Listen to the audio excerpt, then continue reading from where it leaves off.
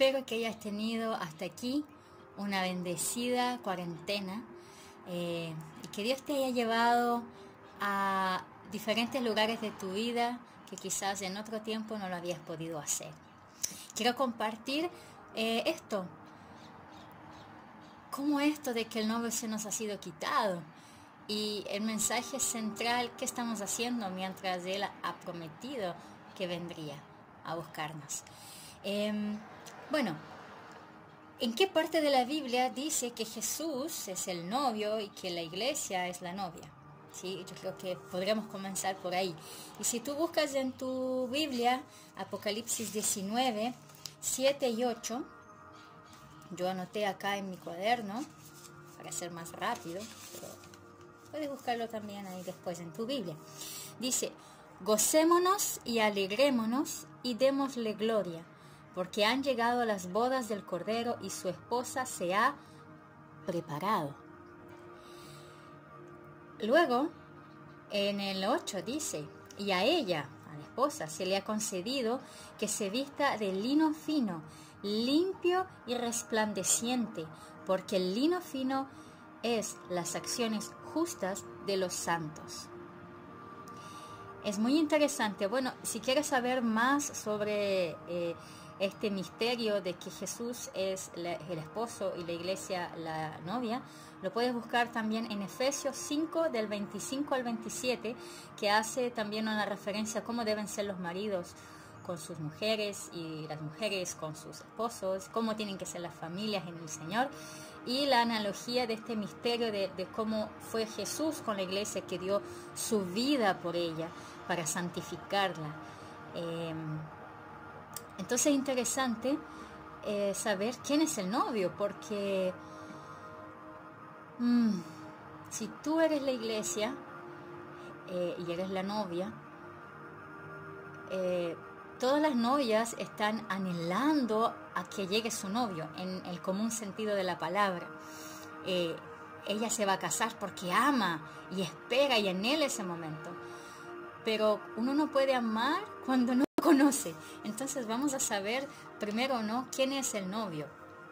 Y el novio, que es Jesús aquí, dice, ¿quién es Él?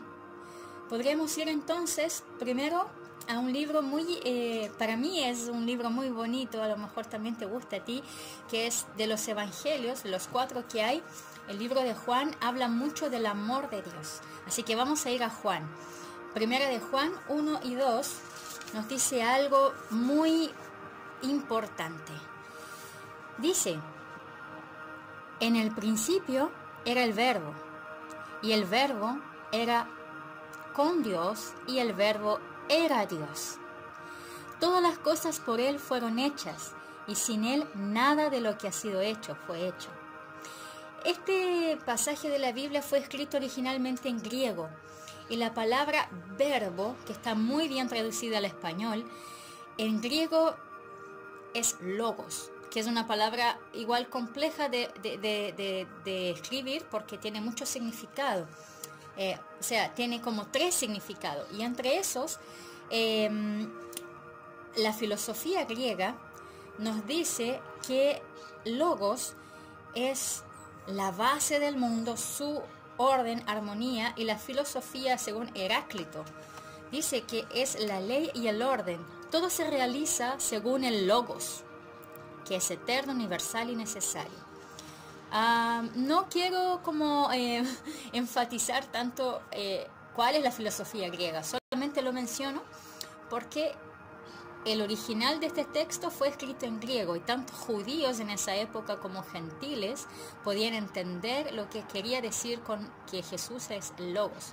Lo que está diciendo que Jesús es la palabra, pero para nosotros no tiene mucho sentido que sea la palabra, pero la palabra aquí se refiere que es el orden y la razón de todas las cosas. Y es así, ¿no? Porque cuando Dios habla, Él hace. Muy distinto a que como tú o yo. Por ejemplo, yo no puedo decir que esta casa se ordene y se va a ordenar. Yo tengo que ordenarla. Pero Dios habla y las cosas se hacen. Y eso lo podemos ver en el libro de Génesis 1:26. Pero antes de ir ahí, lo que quiere decir logos es que Jesús es la fuente misma de Dios. No es que Jesús es menos que Dios Padre, ¿no? Porque está Dios Padre, el Hijo y el Espíritu Santo. Entonces a veces se le da una categoría menor. Él es el Hijo. Un poquito menos que Dios Padre. No. Él es el mismo Dios. La misma fuente. Miren, vamos a Génesis 1:26. Entonces dijo Dios, hagamos al hombre a nuestra imagen, conforme a nuestra semejanza. ¡Cuánto amor! Y en el 27, y creó, varón y hembra los creó, ¿no? O sea, a hombre y a mujer los creó a su imagen. Y nosotros somos hechos a imagen de Dios. Ahora, ¿cuál es la clave de este versículo? En el 26 dice, hagamos. Dios no dijo, voy a hacer al hombre a mi imagen. Y aquí habla la Trinidad, hagamos al hombre. Jesús estaba ahí, como dice en el libro de Juan.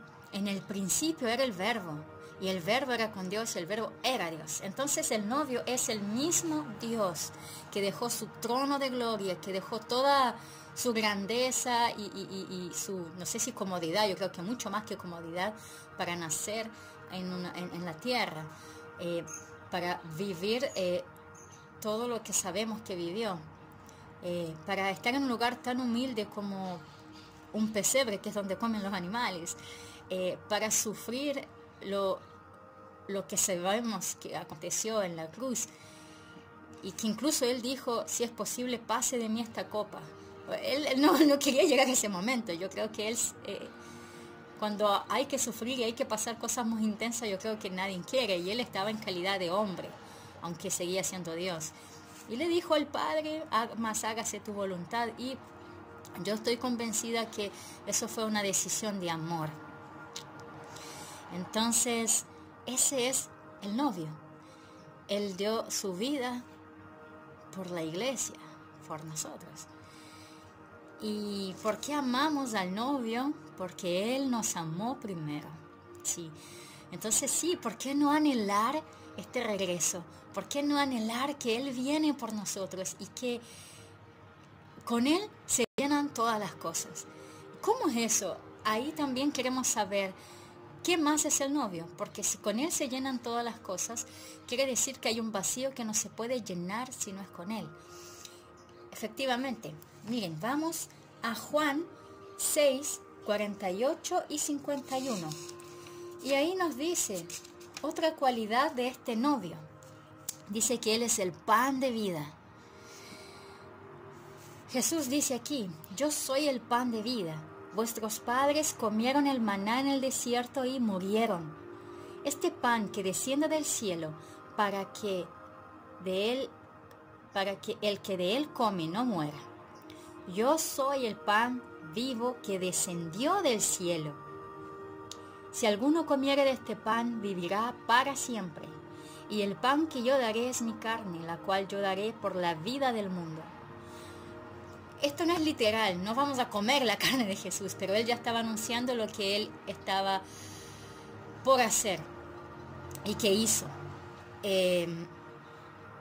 Y también Él nos está mostrando cuál es la cualidad que tiene este novio, que Él llena el vacío de nuestro corazón. A veces queremos llenar este vacío que todo hombre y toda mujer tiene, se quiere llenar con diferentes cosas. A veces motivos y razones se quieren llenar con la aceptación de los hombres, con la aceptación de la familia, que no digo que sea malo, pero cuando eso es lo primero ya no es bueno, porque el primer lugar y el que realmente va a llenar el vacío va a ser Jesús. Él es el pan de vida. Y no quiero profundizar en de cuántas maneras los hombres han querido llenar este vacío, pero tú lo puedes saber. Sí, incluso gente de mucha fama al fin se da cuenta que no tiene realmente la felicidad y el vacío que necesita llenar. Y a veces con relaciones tampoco. Y Dios sí sabe las necesidades que tenemos en esta tierra. Él sí sabe que necesitamos de comer, que necesitamos de vestir, necesitamos abrigo, un techo. Los que quieren formar familia, yo un día también anhelo. Dios sabe de nuestras necesidades y Dios los suple, y no quiere decir que lo va a quitar. Pero eso nos llena completamente el vacío que hay en el corazón del hombre, porque Él nos formó, Él nos creó y Él puso ese pedacito que solo Él puede llenar. Y Él es el novio, Él es el pan de vida. Y entonces, claro, toda novia anhela su regreso. Y aunque no sabemos el día ni la hora, porque la Biblia eso no lo dice, no nos da ni siquiera una cronología de cuándo vamos a ser llevados con el novio. Hay una cronología de eventos del tiempo del fin, ¿sí? Cuando Jesús venga por segunda vez y pise esta tierra. Y se entiende, según lo que yo entiendo y lo que he podido estudiar también, es que hay, antes de eso, las bodas del Cordero, antes de que Él venga por segunda vez. Y bueno, hay personas que no creen en el arrebatamiento, y verdaderamente eso no es un punto central. Lo importante es que crees en Jesús, lo importante es que Él es tu centro, porque eso realmente es el centro de todas las cosas. Si hay o no un arrebatamiento, como le llaman algunos, eso es secundario. Yo sí lo creo, por eso lo comparto. Y podría dar 3 razones por las que creo esto. Hay más, pero no es el tema, por eso no voy a profundizar en eso, y no es lo más importante tampoco. Pero en el arrebatamiento se dice que Cristo estará en el aire. Eso está en 2 de Tesalonicenses 4:17. Y en la segunda venida, que es después, poco después, Él viene a la tierra. Eso está en Zacarías 14:4. También en cuando sea la boda del Cordero, cuando Él lleve a la iglesia, a la novia, esto tiene lugar en un momento, en un abrir y cerrar de ojos. Pero la segunda venida, y eso está en 1 de Corintios 15:52. Y el mundo no lo va a observar. De repente verán que ya mucha gente no está aquí. Pero no todo ojo verá a Jesús. Pero en la segunda venida, la manifestación será visible a nivel mundial. Eso está en Mateo 24:27 y en Apocalipsis 1:7. Y el otro que también encuentro interesante, o que a mí me llega, es que tiene que ver prioritariamente con la iglesia, con la novia, ¿sí? Con los que creen en Jesús, los que esperan su venida y los que se están preparando, como dice en Apocalipsis 19:7 y 8, que ella se ha preparado, ella anhela esa venida. Y en la segunda venida, la manifestación, ¿cierto? Cuando Jesús venga a la tierra, esté aquí, involucra primariamente a Israel, ¿sí? Y luego a las naciones gentiles. Y eso está en Mateo 24, 1 al 25 y el 46. Bien, ahora que hubo esta introducción, quiero comenzar a entrar en el tema central. El esposo se nos ha sido quitado. ¿Cómo eso? Ya sabemos que Jesús es el novio, y Él nos ha sido quitado. ¿En qué momento nos ha sido quitado? Vamos a leer, si vas conmigo, a Lucas 24:51. Dice: y aconteció que bendiciéndoles Jesús, esto fue en Betania, se separó de ellos, Él los bendijo. Yo estaba leyendo los capítulos de Génesis estos días con una amiga y veía cómo Jacob, cómo los personajes de la Biblia, antes de partir, ellos bendecían a sus hijos. Cuando ya estaban por irse, ellos le daban una bendición a cada uno. Y aquí me pareció muy interesante que parecía algo similar con Jesús. Él, bendiciéndolos, se separó de ellos y fue llevado arriba al cielo. ¿Sí? Y después todos gozosos regresaron a Jerusalén, dice los capítulos siguientes, Lucas 24:51. Entonces, si Jesús se fue, ¿estamos solos? La verdad, por supuesto que no. Él nos prometió el Consolador y lo podemos leer en Juan 14, 26. Pero el Consolador, el Espíritu Santo, a quien el Padre enviará en mi nombre, dijo Jesús, Él os enseñará todas las cosas y os recordará todo lo que os he dicho. Y poco antes de ascender, Jesús lo vuelve a recordar en Lucas 24, 49. He aquí, yo enviaré la promesa de mi Padre sobre vosotros, pero quedaos vosotros en la ciudad de Jerusalén, hasta que seáis investidos de poder de lo alto. No estamos solos. Dios, Jesús, el novio, prometió el Consolador y el Consolador está aquí. La persona del Espíritu Santo, que es una persona, porque tiene voluntad propia, porque tiene sentimientos, Él se contriñe con nosotros y en nosotros. Él reparte dones a quien quiere y como quiere, por eso Él tiene decisión, Él tiene lo que tienen las personas, ¿no? Voluntad propia. Es la persona de la Trinidad con la cual podemos mantener una intimidad y conocer más del Padre y también del novio. Pero el novio no está. Tenemos del Consolador y eso es una gran ayuda. Pero anhelamos que el novio vuelva, porque el novio no está, se nos ha sido quitado. O bueno, Él ascendió. Pero ¿qué más? ¿Qué tiene que ver todo esto? Con que el novio se fue, bueno, ya... si nosotros recordamos Apocalipsis 19, dice que la novia estaba preparada. Y hay formas para prepararse. Y vamos a leer entonces, si vas conmigo, a Mateo 9, 14 y 15. Esto tiene que ver con una pregunta que hicieron los fariseos. Entonces vinieron a él los discípulos de Juan, diciendo, los discípulos de Juan, ¿por qué nosotros y los fariseos ayunamos muchas veces y tus discípulos no ayunan? Miren, Jesús les dice, ¿acaso pueden los que están de bodas tener luto entre tanto que el esposo, Él, está con ellos? Pero vendrán días cuando el esposo les será quitado y entonces ayunarán. El esposo ha sido quitado. Y el ayunar nos prepara. El ayunar nos hace también anhelar más de Jesús. El ayunar también corta ataduras. El ayunar nos hace más fuerte espiritualmente para luchar contra las potestades de este mundo. Jesús dijo, este género no sale si no es con ayuno y oración. Sí, Jesús nunca estuvo contra el ayuno. Y lo podemos también ver que Él mismo, antes de comenzar su ministerio, ¿qué es lo que hizo Jesús? Él se preparó.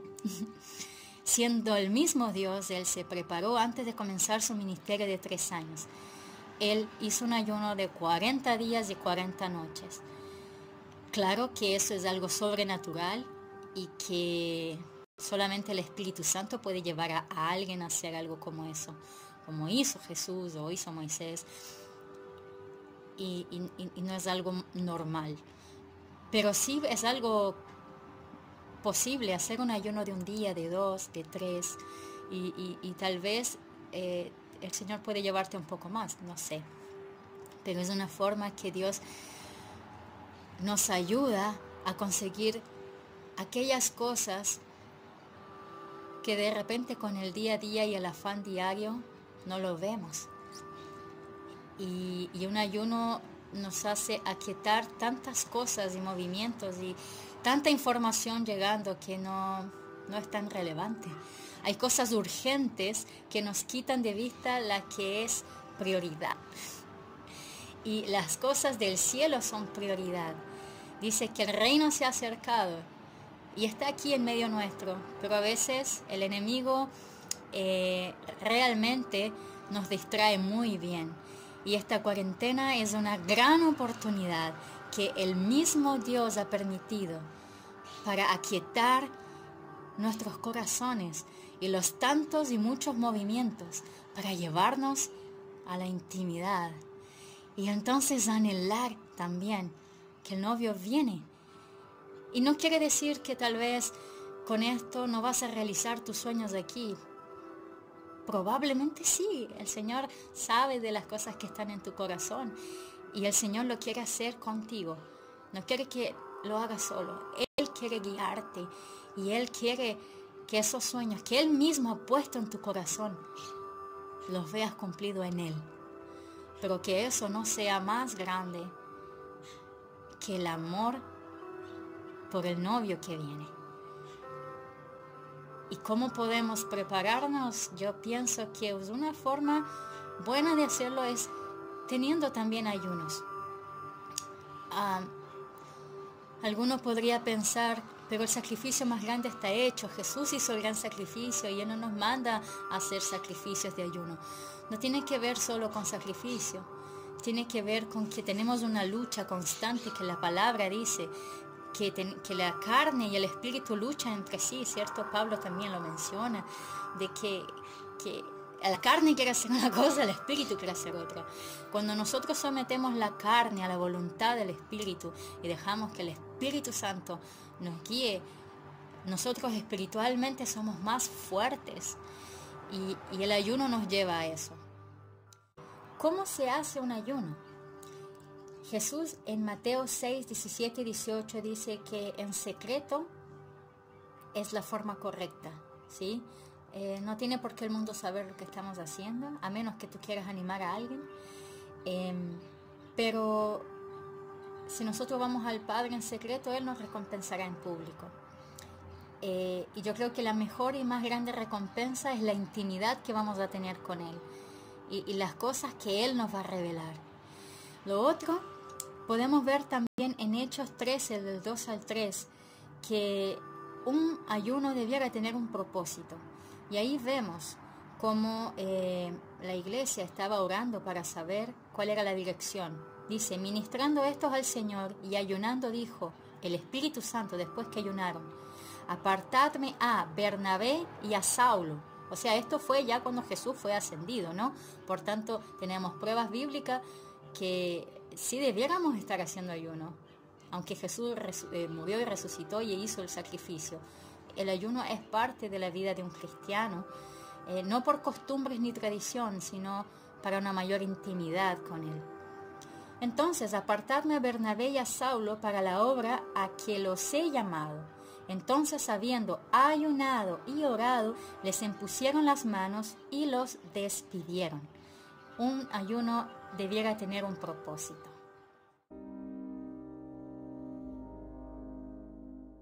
Nosotros aquí, mientras Él aún no nos lleva.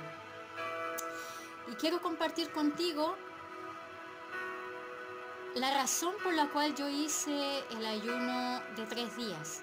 Y tiene que ver con que Dios necesitaba sanar mi corazón. Y el Señor hace aproximadamente 1 año me ha estado hablando de eso, que tenía 2 áreas por sanar antes de salir a otro país. Él me decía, un área es una sanación rápida y el otro es un proceso.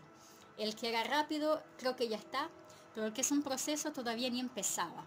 Y la verdad es que yo no sabía por dónde agarrar esto y tenía que ver con mi padre. Yo nací en Brasil una vez que murió mi mamá. Yo tenía 7 años y estuve 1 año en Brasil con mi hermano, ¿cierto? Estando de una casa en otra de diferentes tíos, como en realidad entre 2 tíos estábamos. Hay muchos incidentes y detalles que no vienen al caso mencionar acá, pero el asunto es que después mi papá me fue a buscar y mi mamá siempre habló muy bien de mi papá, entonces yo siempre deseaba verlo. Y yo creo que era una niña que hubiera sido muy regalona del papá. Recuerdo que a los 3 años mi papá me tenía en brazos y me hacía mirar las estrellas y él me contaba cosas reales de las estrellas, no me estaba contando fábulas. Yo decía, mi papá que es inteligente. Y yo admiraba a mi papá, yo veía un avión en el cielo y decía, ese avión va a Chile. y yo quiero ir allá donde está mi papá. Y era aquella cosa. Y cuando mi papá me fue a buscar a Brasil, yo para entonces ya llevaba un mes en la casa de una familia que era amiga de mi mamá. Ellos me adoptaron por un mes, en realidad me adoptaron por toda la vida, pero me quedé un mes porque mi papá me fue a buscar. Ese mes que estuve fue maravilloso, esa familia me entregó mucho amor. Incluso las notas empezaron a cambiar en el colegio, el trato que yo le daba a los niños y todo fue diferente porque los profesores le decían esto a Sueli, que fue quien me adoptó y que hasta el día de hoy yo guardo un profundo agradecimiento. Y mi papá me vino a buscar y yo un poco medio que no sé si iba, ¿no? Porque decía, estoy bien ahora, pero era mi papá.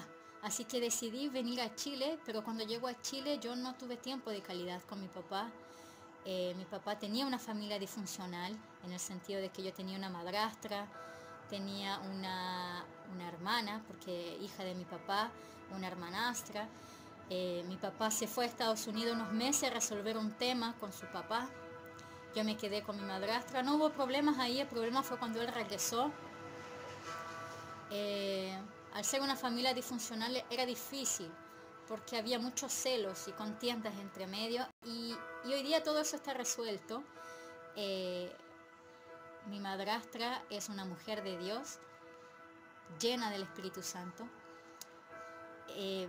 Pero en ese tiempo habían cosas, ¿no? Porque hay toda una historia detrás. Yo creo que ella también se sentía no amada por la familia de mi papá. Y luego llego yo, que era muy amada por la familia de mi papá. Y bueno, no quiero hacer tan largo este video, pero yo no pude tener en ese tiempo el cariño de mi papá, porque mi papá quería tener su casa en paz. Y entonces le era difícil acercarse porque no sabía, yo creo, él cómo hacerlo. Y hay muchos detalles de eso que no quiero contar porque no quiero hacer un video tan largo. Pero yo no sabía que necesitaba perdonar a mi papá de esto. Y decía y pensaba que siempre lo había perdonado porque yo entendía que era una familia disfuncional y porque yo entendía también que para mi papá era difícil. Pero yo decía, aunque yo lo entienda, el vacío está, ¿no? Esa carencia está y yo creo que Dios la suple y que Dios la sana, pero no sé por qué entonces todavía eso está.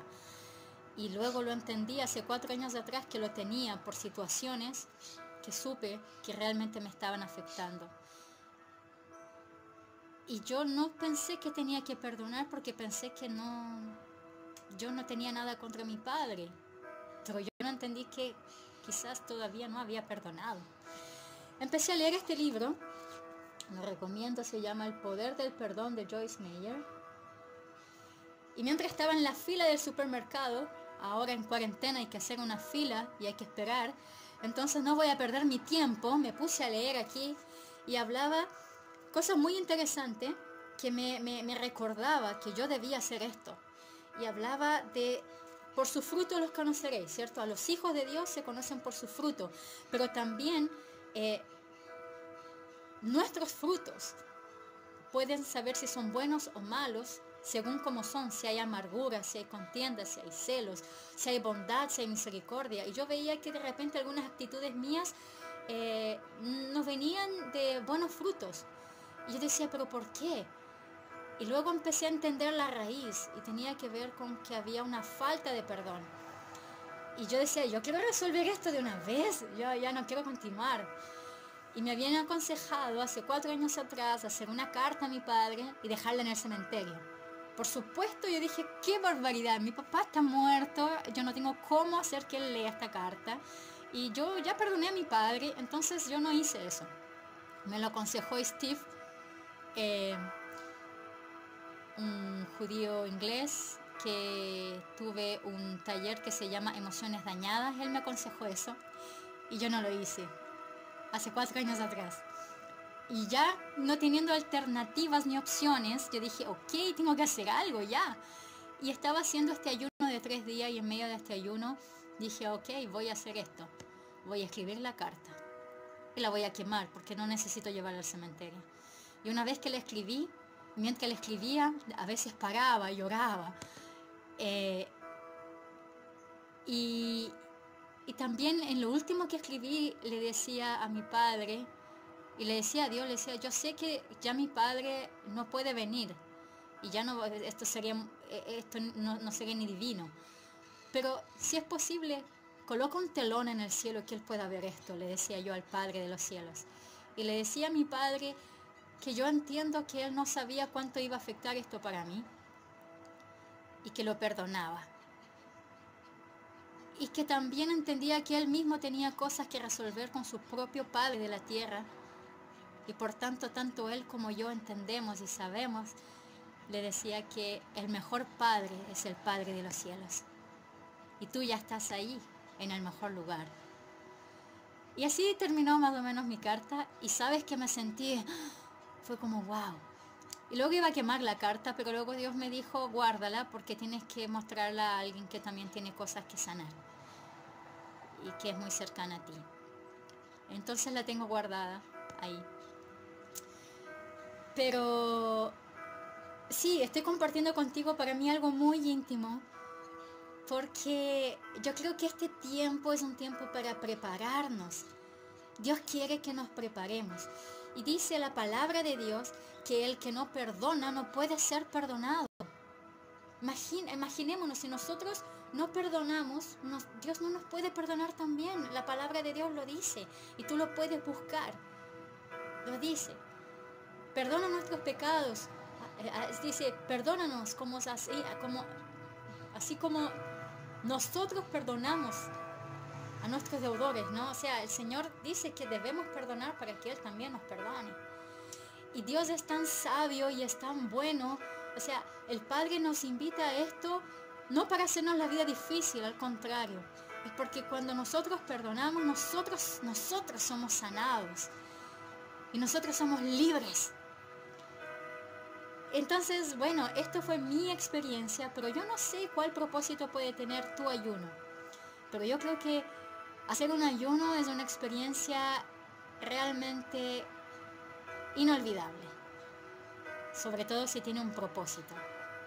Y además va a beneficiar tu salud, aunque eso es un tema secundario, pero además te ayuda en eso. Pero principalmente si hay temas que no has podido resolver hasta hoy, quizás ahora, en esta cuarentena, este es un momento, este es el tiempo para hacerlo. Y el novio nos fue quitado. Y nosotros lo amamos a Jesús. Entonces, preparémonos. Porque Él va a tomar a su iglesia en cualquier momento. Yo no estoy diciendo que sea mañana. Pero la Biblia dice que no lo sabemos, en cualquier momento. Y no es como para presionar a que esto va a pasar en cualquier momento. No. Lo hacemos porque queremos estar en su presencia y porque es un gozo y porque Él es el pan de vida. Como decía el primer mensaje, Él es el pan de vida. Y si tenemos una necesidad que no podemos saciar, es porque Él es el pan de vida. Que en tu ayuno Él sea tu pan de vida. Así que eso, quiero animarte, que tú puedas hacer esto. No pierdas tiempo. Este es el tiempo. Esta cuarentena tiene un propósito también para la iglesia. Que podamos salir de esta cuarentena diferente a como entramos en ella.